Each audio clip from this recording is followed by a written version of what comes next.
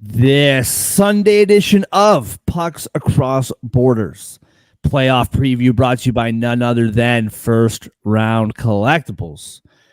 Right now with our promo code Sports Addict, get 10% off whatever sports card your heart desires all across the First Round Collectibles store. They have an ongoing sale up to 50% off dozens and dozens of cards. And with our promo code Sports Addict, not only do you get 10% off of regular priced items, but sales items as well. Hockey, football, basketball, baseball, wrestling, boxing, they have it all. So go over to firstroundcollectibles.com today. Use our promo code SportsAddict for 10% off regular price and sales priced items. That's the number one, STRoundcollectibles.com. First Round Collectibles, sports cards for sports fans.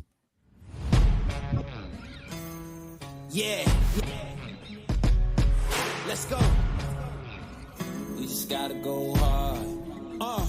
I go the hardest. I bring the pain. Not what you used to. It's all part of the game. Yeah, I just gotta go hard. I just gotta go hard. Go hard. Go hard. Yeah. Oh yeah, the beast back. Adrenaline pumping through my veins. Can't relax. Original. I am not the same as these cats. And welcome to Pucks Across Borders on a Sunday afternoon. Beautiful day, a little overcast here, but the sun's peeking through.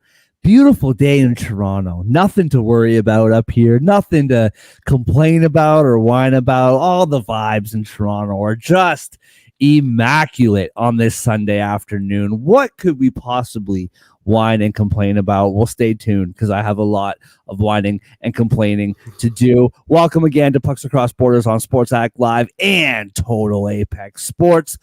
Mark Sauter with you, and right beside me, as always, you read his work about the NFL on Gridiron Heroics. You read his gambling picks on Winners and Whiners. You read his sports analysis, including the NHL, on TotalApexSports.com. And you see him all over the Total Apex Sports socials doing live shows about the NFL, the NBA, the MLB. He talks about it all. Andre, what's up on a Sunday, bro? Big day for you.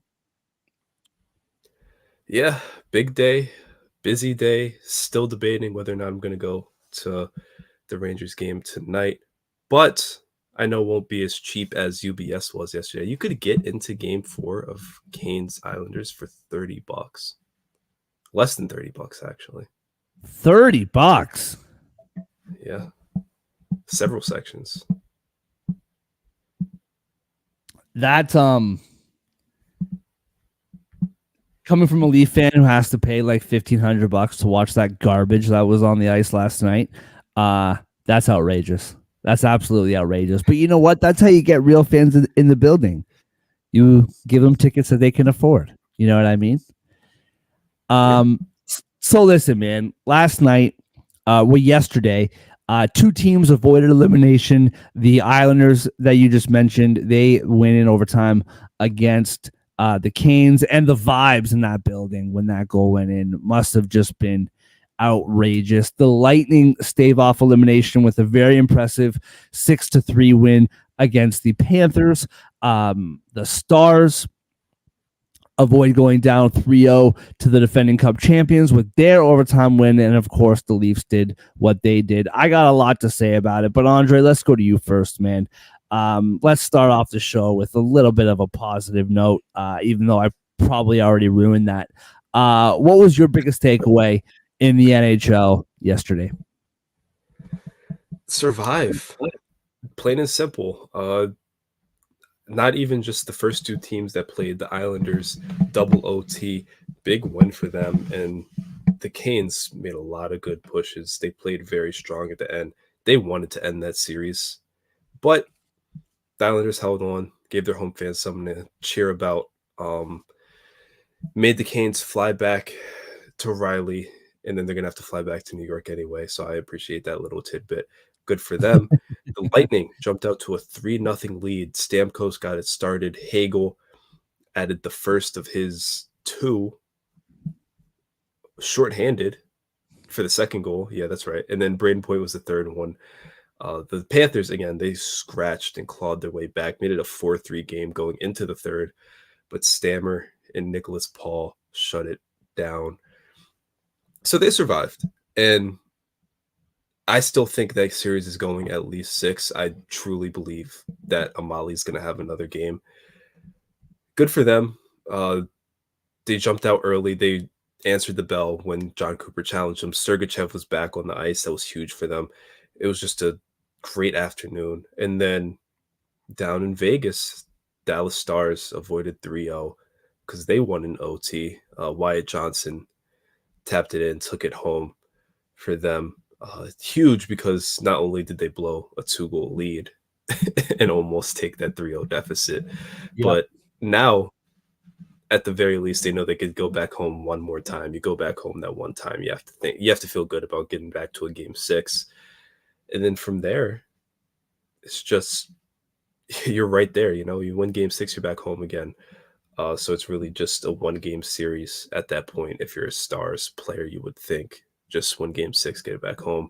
So they kept their hopes alive. They are the top seed in the Western Conference, and they need to start playing the part, though. Kind of disappointed, but they did what they had to do. They survived. So, yeah, I mean that Vegas pushback in the second period, that was very Colorado Avalanche like, right? Like just flipping a switch, 2 goals in I think it was like less than 5 minutes. No, it was very close together. McCabe scored at 10:40, and then Eichel scored at 13:50. So right there, really impressive kind of pushback by the Golden Knights. But the Stars are a legit team. They're a Stanley Cup contender. We talked about this, man. There's going to be a few Cup contenders who lose in the first round to fellow Cup contenders, right? That's going to happen. And as far as the Florida Tampa Bay, like, dude, how like Stamkos in his early to mid 30s, I think he's like 33 years old, unrestricted free agent in a couple months. Like he is still putting up terrific numbers, and he's still contributing when it matters the most. And I'm going to use that opportunity, putting up points when it matters the most. Let's segue over to my beloved Toronto Maple Leafs. Now, listen, full disclosure, I'm just going to say it how it is, okay? I'm a Toronto Maple Leaf fan, yes, lifelong, 34 years old. I've been a Maple Leaf fan my entire life, okay? I automatically have biases, and unfortunately, a lot of my biases go into the way of the negative. I often rely on John and Andre to keep me grounded, to keep me centered, because where a lot of people who support their hometown team just assume everything's going to be fine and they defend their team at all costs, Toronto Maple Leaf fans are now conditioned to do the exact opposite. It's still a bias. It's just in the negative, not in the positive. So here's my thing. All series long, I've said this, games 1, 2, and 3. Toronto, by and large, has been the better team. They played better. They just made big mistakes at the wrong time that Boston took advantage of. Jeremy Swayman played in net last night, the first time in the series that a Boston goaltender has played back-to-back games. He played a terrific hockey game. But games 1, 2, and 3, I thought Toronto, like I just said, was by and large the better team, but Boston was opportunistic and took advantage of the Maple Leafs' mental gaps, and they ended up going into Game 4 Saturday night up 2-1 in the series.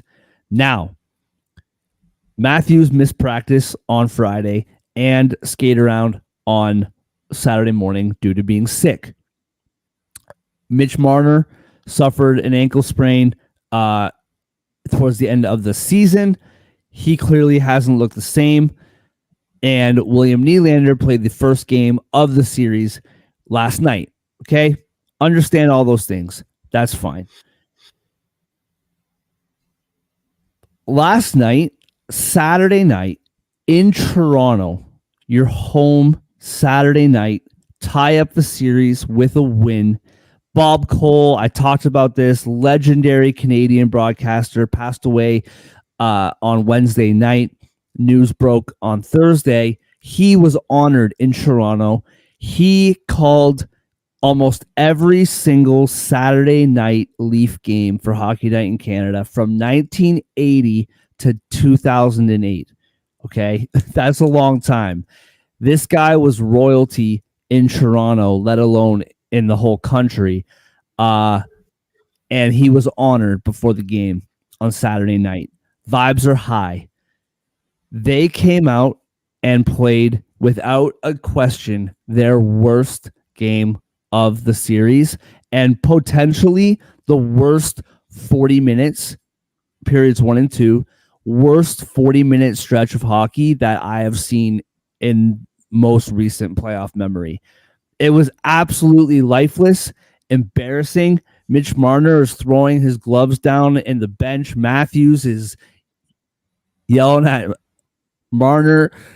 William Nylander is yelling at Marner to stop crying with more colorful language than that. It was, they got booed off the ice in the second period. And listen to me. Andre just talked about $30 tickets at the UBS Center. They're not $30 in Toronto. So if I'm going to pay between $1,500 and $4,500 for one ticket and I see garbage, I'm going to boo. That's what's going to happen. And my wife would also boo because, she puts up with my sports shenanigans, but that's a lot of money for one night out on the town. I don't really know where to go with this, man. As a Leaf fan, but also trying to be objective here. The Boston Bruins are a good hockey team. They're not a great hockey team. They have Marchand, who, again, he took over the game 3. I didn't think he played that well last night. Pasternak has not really played that well this series. There are depth guys. Jake DeBrusk is a bigger name, but there's no-name guys. Not no-name, but just not household names who have taken advantage of mistakes by Leafs guys that are big names. And I just don't the New York Rangers are not losing to Boston in a 7-game series. The Canes aren't either. The Panthers wouldn't either. And I would argue that the Lightning might win a 7-game series against this Boston team. But for whatever reason, year after year after year, we see it with this Toronto team. When the moment is at its biggest, they choke and they fall apart. And you go down 2-1, games that you maybe should have won at least 2 of them. Okay, you have a chance to redeem yourself at home on a Saturday night, and you just completely poop the bed, as we say. They pushed back in the third period. Mitch Marner got a goal, blah, blah, blah. Don't care. It's just utterly embarrassing. Now, going into the third period, Matthews was pulled off the ice by doctors, is what Coach Keefe said. So the fact that doctors took Matthews off the ice to begin period 3, that's concerning. I don't know. I don't really like my star player being, directed by doctors to not play hockey. So we'll see what happens going into Tuesday's game. That's the other side of this, is we do have a game on Tuesday. You have today, you have Monday, you don't play until Tuesday. Them being on the road is a weird benefit for Toronto in this situation, where I can see them winning that game and then coming back and getting pumped at home like that. That's something that I can absolutely see happen. But I can't believe it, man. I cannot believe it. And I know, and this, all the people trying to remain positive keep saying this. I know that the Boston Bruins were up 3-1 against the Panthers last year and choked it away. I know. But the Toronto Maple Leafs are not the Florida Panthers, man. the Florida Panthers went on to a Stanley Cup final, and they also rolled the Toronto Maple Leafs in the process. So I don't know. I just, you score one goal. That means that one out of the last 12 or 11, one out of the last 11 Maple Leaf hockey games, playoff hockey games, you've scored more than 2 goals. There was one point, a power play towards the end of the game. You had Marner on the ice, $10.5 million. You have Nylander on the ice, who as of next year will be making $11.5 million. You have Tavares on the ice, who's making $11 million, and you had Riley on the ice, who's making, I think, like 8.5 or 9, something like that. I'm not going to do all the quick math. All I know is that's a lot of money on the ice, and they could barely keep the puck in the Boston zone. Like, it's just every single year we see this nonsense, and there's already articles coming out about it's time to blow it up. Like, the series isn't even over yet, man. Like, it's dark, dark days here, and I don't know. You'll have to talk me into it, but I don't see how Toronto is going to come back from this. I just don't. It's very depressing. I'm going to end my rant now. But listen, man, you lose a close game, like you lose 3-2 in like double overtime, or even like you like lose 3-2 and the net's pulled and you're just in the Boston zone for 2 minutes and you can't get a goal, fine. But to go out the way that they went out last night, I just can't believe what I'm watching, and it happens every year. Hey, all it takes is one. That could change it all. Thank you, Andre. I appreciate you, man. I appreciate you. Like I said, on the Tuesday preview, maybe I'll pick the Leafs because they're on the road and they'll bounce back. But I don't. If we flip over to a Thursday preview, I don't know how I'm picking the Leafs at home, man. It's just so depressing. Oh, you got anything to add about that game? Or are we moving on? What do you got? I think we should move on. For your sanity. Oh my gosh. Well, hold on. You told me pre-show that you were sitting on information that was going to make me mad. Is that about the Toronto Maple Leafs? Oh, it was the $30 tickets.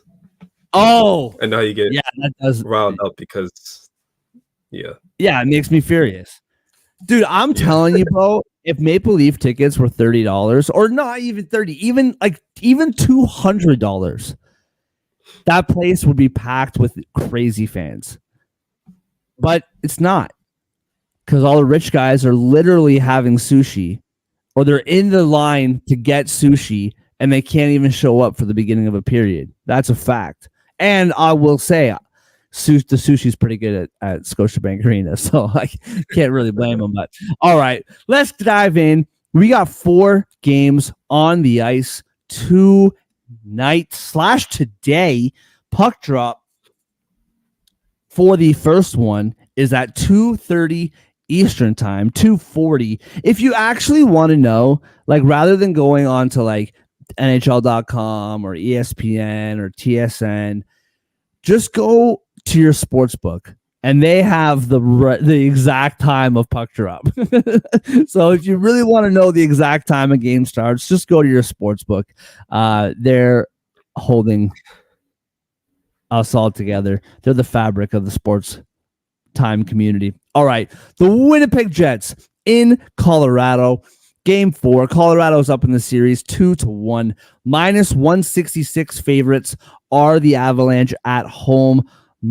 Plus 140 are the Jets on the road. The over is 6.5 at -120. The under is plus 100. Plus 1.5 for the Jets is -180. -1.5 for the Avalanche is plus 150. Andre, what do you see in this game, bro? I think you know where I'm going first and foremost. I think I do. Yeah. It's been working. And Vegas is trying to hold me down. They now have over 6.5 goals at -120. They're trying to stop the train, but you know what? I can't be beaten. Not with this. I'm taking the over 6.5 yet again. Probably gonna be my best bet. I'm not even gonna waste everyone's time trying to get to the end of the show. It's just cash right now. One of these teams, if not both, is gonna have at least 5 goals. I feel like that's just how the series is gonna go. And then I highly doubt that the other team won't score at least 2. I just see this every time being, 5-2 at worst. When you talk about the competitiveness of these games. That being said, got the obvious out the way.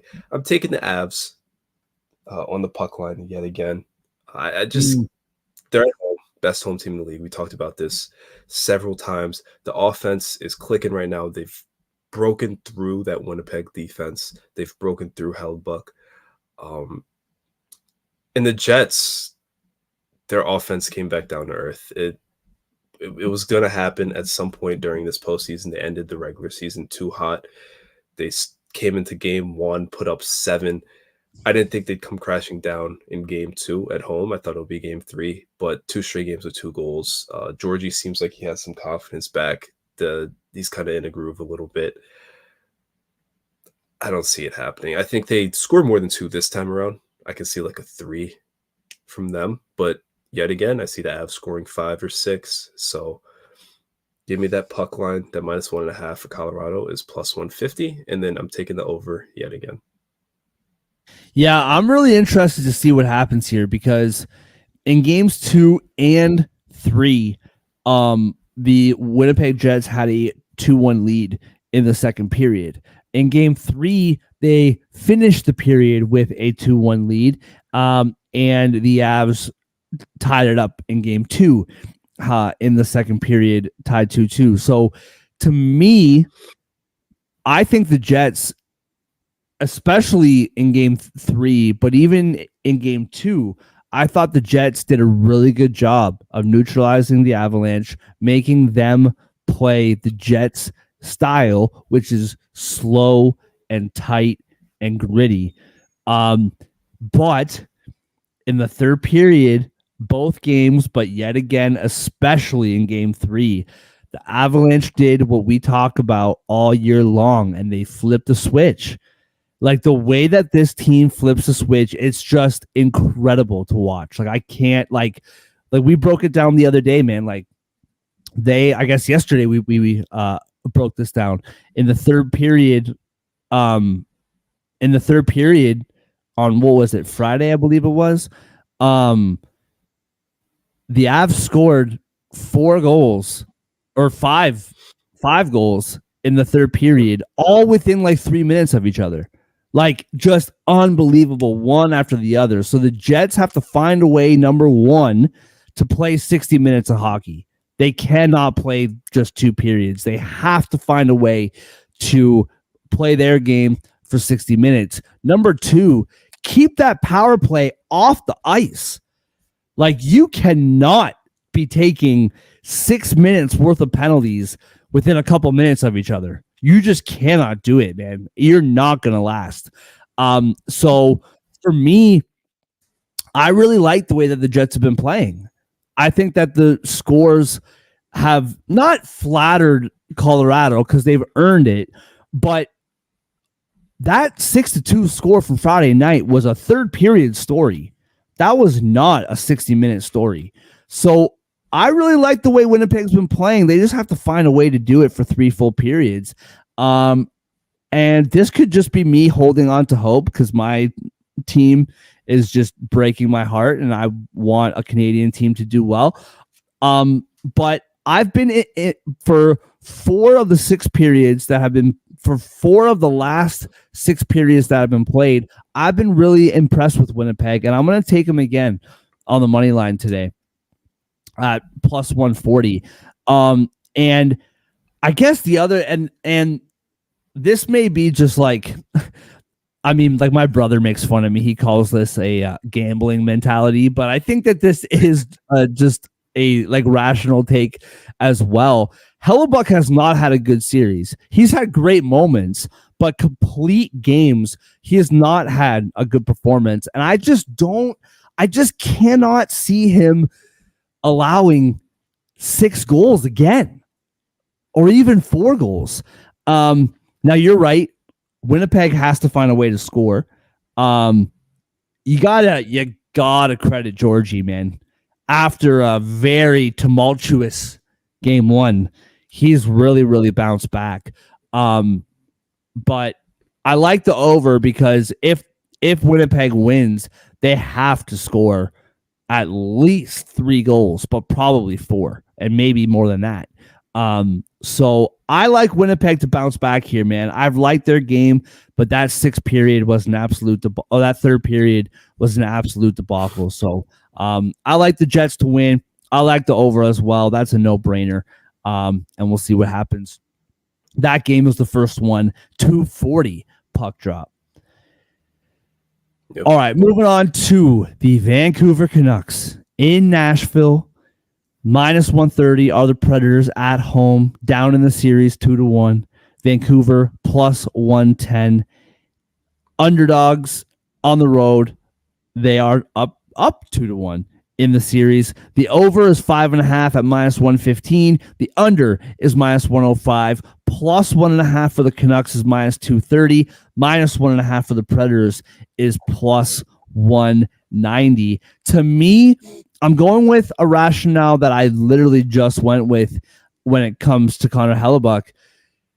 The Nashville Predators outshot the Canucks 30-12 in that game the other night. And the Canucks got 2 goals, and that's all they needed.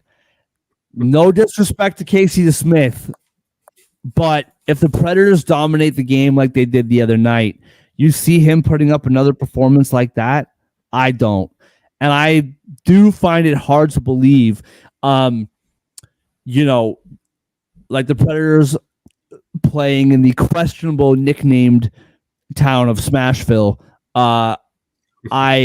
I just don't see them losing both games on home ice. That's a rowdy building, man. When that place gets fired up, the Predators played the much better game on Friday night. And overall, I feel like the Predators have been slightly better than the Canucks over the course of 3 games. So I just don't see Casey DeSmith having another, not that he's going to be bad, but he was terrific on Friday. And I just don't see that happening again.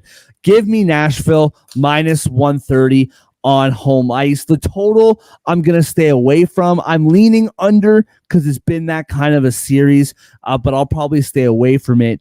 But I am taking, so the odds just shifted to -135 for Nashville. I don't know what I said, but on the screen it's -130. It's now -135. On the flip side of that, give me Forsberg to get one, -110. I nailed the Wyatt Johnston goal score yesterday. So I'm going to go to it today for Nashville, -110 for Philip Forsberg to get a goal. So give me Nashville money line and give me Philip Forsberg anytime goal at -135 for the win and -110 for the goal. Andre, what do you got? About the Smith, I wonder if he's more confident, and obviously last game he took that hit. I wonder if that gave him a little bit more edge, and that's why he was playing so well. On top of the fact that he knows he's the one, he doesn't have to look over his shoulder right now. Fair. The season pretty much hinges on him. So I wonder if that's giving him a little confidence boost, giving him a little extra, agility in the net or in that crease. Yeah. But yeah, it's just what I'm pondering. Another thing I'm pondering is S.O.S. We talked about it. Vancouver, 12 shots in game 3, but 2 power play goals. That was enough in the first period. S.O.S. is not facing a lot of shots in this series. I wonder if that's affecting him. He gave up 3 goals in game 1 on 20 shots. He only faced 18 in game 2. He only faced 12 last game. I know in theory you don't want to allow shots on goal because that's how the other team scores. But for a goalie to get into a rhythm, they have to see some shots, right? To make the saves they want to feel good, know they're seeing the puck well. It's almost like it can almost be detrimental if you're blocking 10 million shots per game and S.O.S is just sitting back there like, when is one going to get through? Okay, and like kind of falls asleep back there. It's just it's a weird little mind game. It's goaltending is a fascinating thing. All of that out the way, I don't think the Predators are going to lose both games at home either. Yeah. So I'm going to take the boys on Broadway to win this one. The offense bounces back, gets a couple of pucks past to Smith, even though I think he does play well again.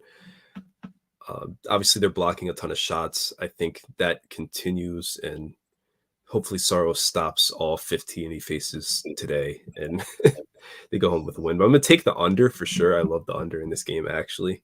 I thought this was going to be a higher scoring series, but I kind of flipped on that. And then I'm going to take the Preds. I might take that 60-minute line at plus 115, but I'm going to take the Preds to win. Yeah, I love it. And that's a great point about S.O.S not seeing a lot of action. And that can't be understated how many shots the Predators are blocking. It's outrageous. Like, it's absolutely outrageous. Wasn't it like they had like, what was it? I want to get this right. Because I think in game 2 on Friday, or game 3 on Friday, the Canucks, was it Friday or was it game 2? It was game I think 2. Yeah, game 2 on Tuesday. The Predators or the Canucks only had 18 shots, but they had like 86 shot attempts or something like that. Yeah. But only 18 actually went through. Like, that's not even an exaggeration. Like, 86 shot attempts. That is insane. So that can't be understated enough. That's a great point by you. All right, moving on to your guys, the New York Rangers, the boys in blue that don't make us want to stop watching hockey for the rest of our lives. Minus 198 at home, or on the road rather, are the Rangers. Plus 164 are the Capitals at home. The over is 5.5 at minus 105. The under is minus 115. Minus 1.5 for the Rangers is plus 140, while plus 1.5 for the Capitals is minus 166. Andre, I know you went first the last time, but these are your guys. I am very firm in my opinion on this game. What do you think about your guys in the nation's capital tonight? Last time we say that, potentially. Washington, Washington, you were saying, right? You're contemplating it?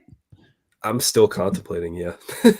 might depend on the Knicks in a few minutes, but Washington, only team this postseason that has not won a game, and their downfall in this series, you can obviously look at them on the ice, see that the Rangers have everything they need and are using just enough of it at every turn to win these games. But this game, or this series, has been lost for the Capitals on the power play. No questions asked. They are 2 of 15 on the power play. Oof. Both goals came in game 2. They went 0 for 4 in game 1. They went 0 for 6 last game. They've given up 2 shorthanded goals, so they're not even a plus with the man advantage. They're actually even in this series. All momentum has been stopped when that first power play unit for them hits the ice. It's almost to the point where I see the Rangers take a penalty and I'm like, okay, they can reset and get this and get back on track. It's just non-existent, and it got to the point where Carberry tossed out the second unit for pretty much the entire power play at the end of game 3 because they were actually moving the puck and generating some type of chances. They were the ones that scored in game 2 for this Capitals team when they actually scored multiple goals for once in this series. If the 5-1-5 is always going to be tough for them, stopping the Rangers power play is always going to be tough for them. They've held Artemi Panarin to 1 point in this series, which excellent job. but then you can't score on the man advantage. You can't score, period, honestly. And it looks like half the team's given up. So I was nervous about this series, but I genuinely don't think the Capitals, and it starts with the captain, quite literally, Alex Ovechkin. It doesn't seem like they care. It doesn't seem like they want to be there anymore. It really seems like they want to stay healthy at this point and just move on to next season. So I think this series comes to a merciful end. I think we have the first sweep of this postseason. I'm going to take the Rangers -1.5. And I think Artemi Panarin is going to have 2 points. It's so weird that he only has 1 point in this series. He's, again, I've said it multiple times throughout the season, he had more multi-point games than games without any points. And for him to go 2 straight without even an assist, uncharacteristic. And I don't think he's playing that bad. They're getting physical with him, but he's not playing that bad. So Artemi Panarin over 1.5 points, Rangers -1.5. And I do think that the fact that he's only got 1 point and they're about to sweep the Capitals, I think it speaks to 2 things for me, like my opinion. Number one, it speaks to how mismatched this series is. Like, I don't think anybody really thought like maybe 6 games, but I feel like most people predicted 5 games or less. I predicted the sweep. Like, I just don't like, this is just such a mismatch. So it is kind of, that is a big part of it, that the Capitals just aren't a good hockey team comparative to what we're seeing of the potential Stanley Cup or not winners, but contenders for the Rangers. But it also speaks to Rangers are very good, man. Like, they're very good and they're very deep and they can play not their best game and squeak out a win. Really having a hard time not using the comparison to a team that I cheer for because I've been talking about them every 5 minutes. But the Rangers are just a really good team and they don't need all of their bullets to beat this Capitals team. And I think that's just what we're seeing in this series. Rangers win tonight. I like the -1.5. I'm a little bit, maybe this is like not logical for me, but like I'm a little bit nervous about it just because this is do or die for the Capitals. So I do feel like we can absolutely see a tighter game, a 3-2 game. We might also, like you say, the Capitals might just say, check, please, and get pumped 5-1. Like, you know what I mean? Like, it's like kind of one of those things. I do really like for a -198 money line, I really like that 60-minute line at -115. Like, that seems like really, really good odds considering the money line is so expensive. For the 60-minute line to only be -115, I actually really like those odds a lot. But I do like the puck line. I might lean a little bit towards the 60-minute line, just like I said. I expect the Capitals to put up some kind of fight tonight. But realistically, I don't think you can go wrong with the 60-minute line. As far as the total goes, the 5.5 is just so wonky to me. Like I said, I could see the Rangers coming out and scoring 5, but I could also see this game being another 3-1, 2-1, 3-1 win. So I'll probably stay away from the total. I'm going to hammer that 60-minute line, and I have about 7 hours to think about whether I want to touch that puck line or not going into tonight's game. And if you go to the game, you got to have some sort of Pucks Across Borders Total Apex Sports sign so I can see you. Should. I will say I just checked the tickets. They're down to $75 to get in. You got to go, man. It's getting there. You got to go. I'm about do it for me. Yeah. Because literally, if I was to go to a Leaf game, I wouldn't be able to pay rent. So you should just go for me. Just do it for me. Do it for me. All right. One last game to talk about on the ice. Big Ten Gabe. Appreciate you, man. Appreciate the shout out. Check him and Andre out on Total Apex Sports, talking all things sports. Moving on to the last game of the evening. 10:40. 10:40 to see Connor McDavid. 10:40 to see the best player in the world. No disrespect to Winnipeg, Colorado, but flip that around, man. Put Vancouver, Nashville up. Anyway, I'm not going to get into it. I got to stay up until 11 o'clock to see Connor McDavid play hockey. But I digress. I'm just in a complaining mood today. It is what it is. You're going to have to deal with it. Minus 148 are the Oilers on the road. Plus 124 are the Kings at home. The over is 6.5 at minus 105. The under is minus 115. Minus 1.5 for the Oilers is plus 164, while plus 1.5 for the Kings is minus 198. I do find those puck line odds very interesting. Minus 148 is a pretty big favorite considering they're on the road.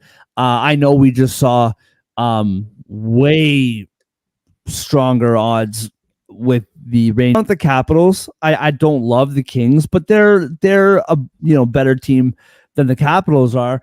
But I find the puck line odds really interesting, just considering minus 148, but plus 1.5 for the Kings is minus 198. That's interesting to me. I wish John was here to kind of break that down and talk us through that one. But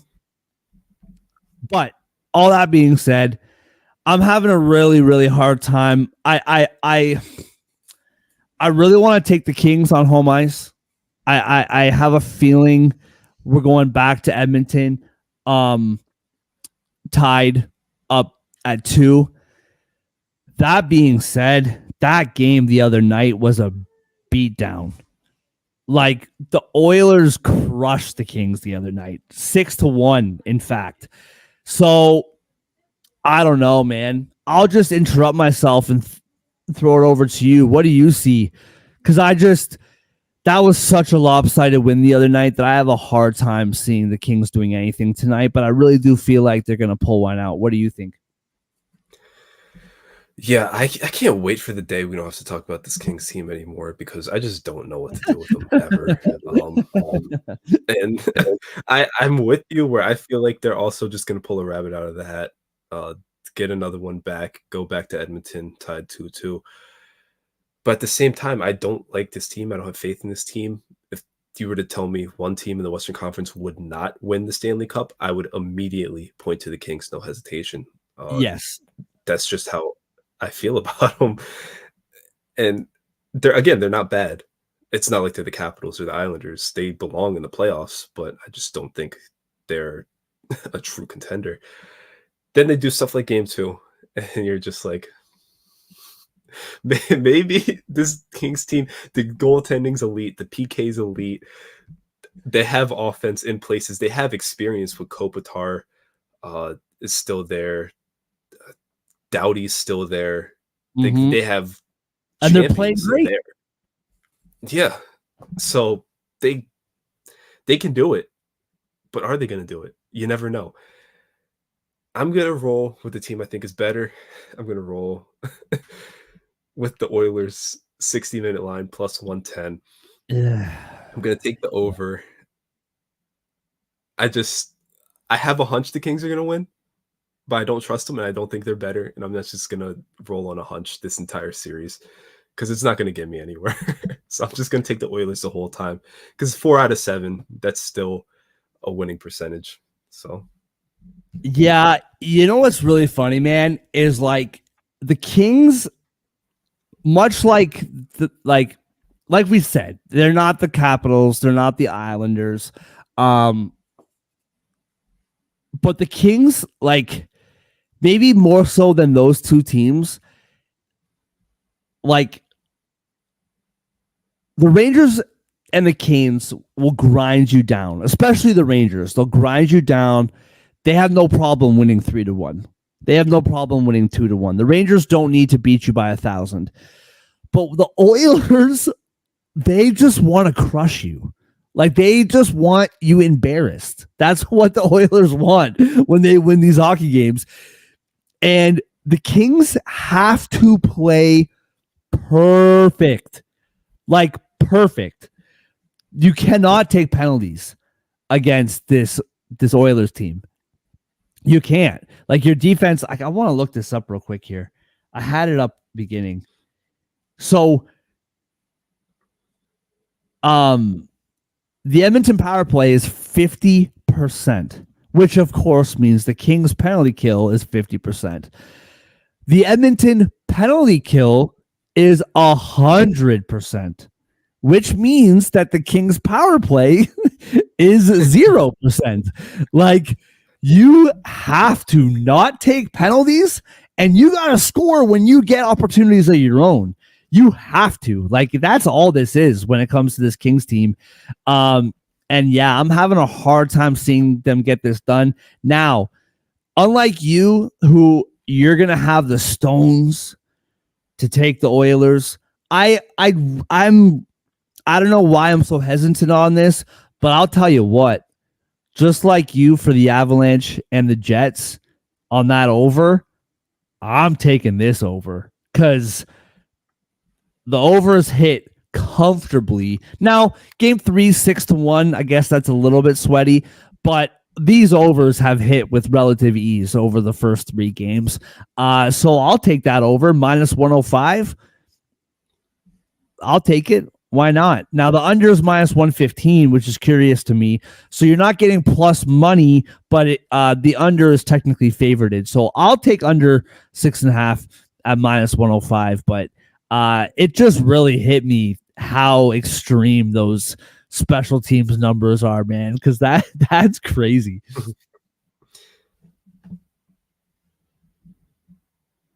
All right. That's all 4 games.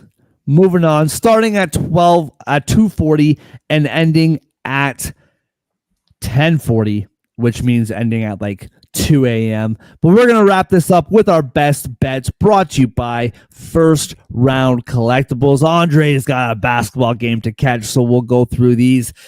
FirstRoundCollectibles.com. Use the promo code SportsAddict for 10% off any card in the store. They have an ongoing sale up to 50% off, and using our promo code SportsAddict, get 10% off regular priced and sales priced items. Go to FirstRoundCollectibles.com today. That's the number 1, STRoundCollectibles.com. First Round Collectibles, sports cards for sports fans. Andre, you already told us, but hey, give it to us again, man. What is your best bet for the action today in the NHL?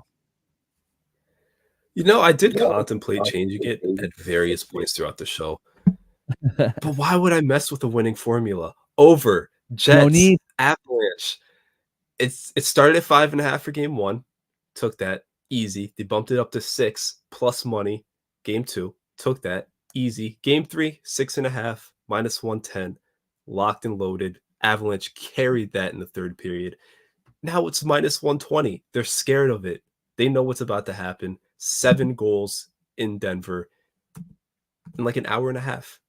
So over 6.5 yet again in Jets app. Absolutely love it, bro. By the time the Knicks game's over, that bet might be cashed already.